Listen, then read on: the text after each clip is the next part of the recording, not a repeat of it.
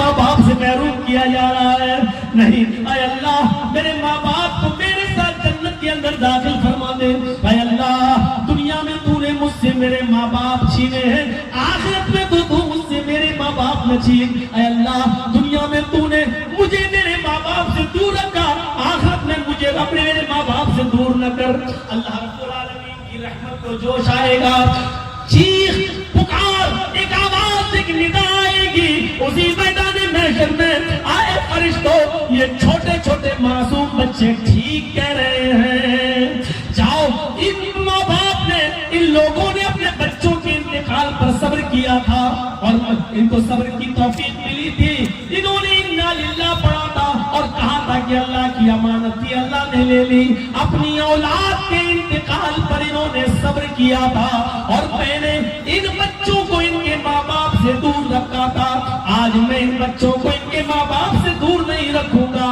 آئے بچوں, جاؤ اپنے ماں باپ کی انگلی پکڑو اور اپنے ساتھ اپنے ماں باپ کو بھی جنت کے اندر لے جاؤ, اپنے والدین کو بھی جنت کے اندر لے جاؤ.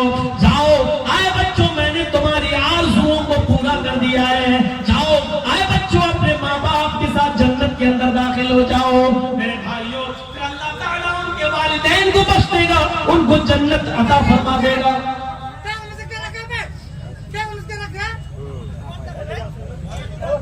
ارے آپ لوگ کیوں بول رہے ہیں؟ ایک آدمی ویسا, آپ بھی اس کے ساتھ ویسے ہی بول رہے ہیں.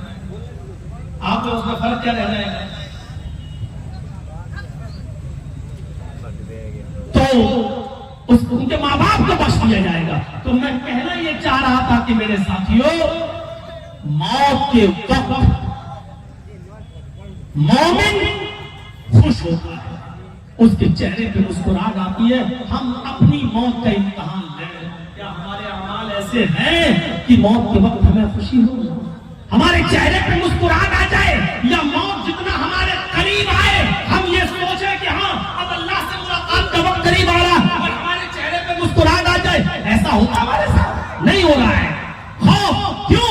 کیونکہ ایمان کی کمزوری ہے ہمارے اندر. اگر ایمان مضبوط ہوتا تو موت کے وقت ہمیں خوشی ضرور. ایک واقعے کی طرف اور لے جانا چاہوں گا میں آپ کو. اس واقعے کی طرف چلیے اور دیکھیے کیا منظر تھا. آپ نے حضرت خنسا کا نام سنا ہوگا. ایک صحابیہ گزری ہے حضرت خنسا رضی اللہ تعالیٰ عنہ. حضرت خنسا کی زندگی کے دو دور ایسے ہیں جو قابل بیان. پہلا دور اسلام سے پہلے کا اور دوسرا دور اسلام لانے کے بعد کا. حضرت خنسا سن 8 ہجری میں اسلام لائی ہیں. سن 8 ہجری میں. 8 ہجری سے پہلے وہ کافرہ تھی اور 8 ہجری کے بعد وہ مسلمہ ہو گئی. 8 ہجری سے پہلے کافر اور 8 ہجری کے بعد وہ مسلم. اب غور کرنا یہاں پر, 8 ہجری سے پہلے کا حال کیا تھا اور 8 ہجری کے بعد کا حال کیا تھا.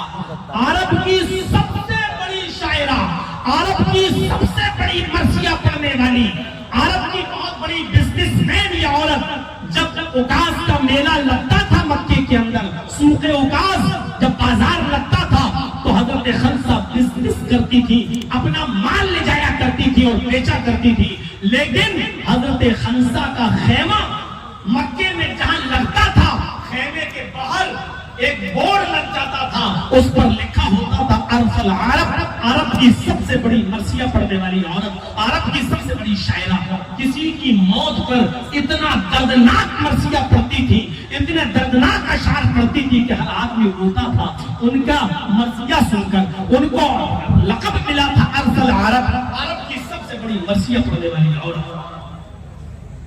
8 ہجری سے پہلے ان کا ایک بھائی معاویہ دشمنوں کے ہاتھوں قتل کر دیا گیا.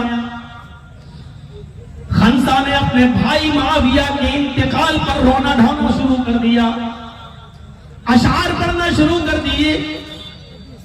خنسا کا دوسرا بھائی تھا سخر, اس نے اپنے بھائی معاویہ کے خون کا بدلہ لینا چاہا, لیکن اتفاق دیکھیے